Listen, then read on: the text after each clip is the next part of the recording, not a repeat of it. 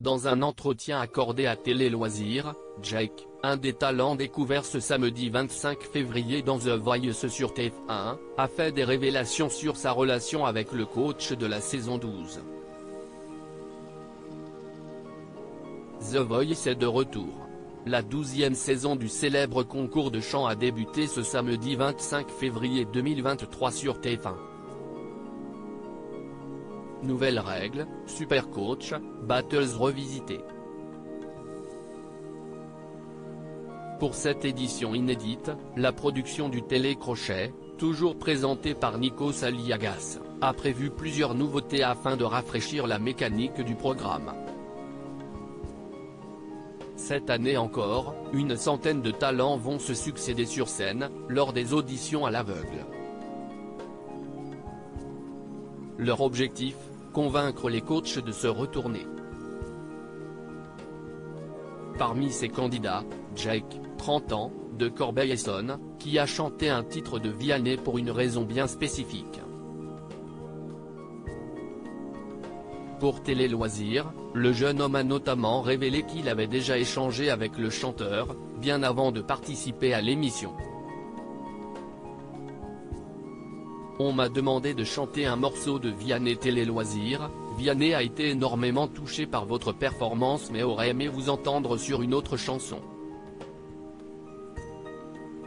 Avez-vous compris sa critique? Jake, ce qu'il faut dire, si qu'à la base je voulais chanter Dancing on My Own, une reprise de la chanteuse Robyn par Callum Scott.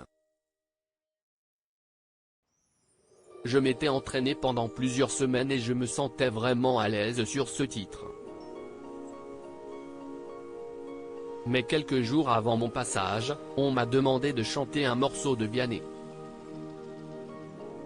J'adore cet artiste mais je n'avais pas prévu de faire un de ses titres. Il rit, êtes-vous encore en contact avec certains coachs? Avec Vianney, on avait déjà échangé sur Instagram avant l'émission. Il avait republié quelques-unes de mes vidéos. Depuis, je n'ai plus de contact avec les coachs mais je suis encore en lien avec certains membres de la production, comme Bruno Berber, le directeur du casting, note de la rédaction. Au-delà de l'aspect musical, il y a eu un véritable coup de foudre amical. Nous avons fait quelques restaurants ensemble et ils sont ravis de voir que ça continue pour moi. Ça me touche. Je n'ai plus de contact avec les coachs à part la musique. Quelles sont vos autres passions dans la vie? J'adore le foot. Il y a aussi mon petit chien, Happy, un pinchette et quelques j'emmène partout, si estime ma vie. Mais mes deux grosses passions restent le sport et la spiritualité qui guident mon quotidien.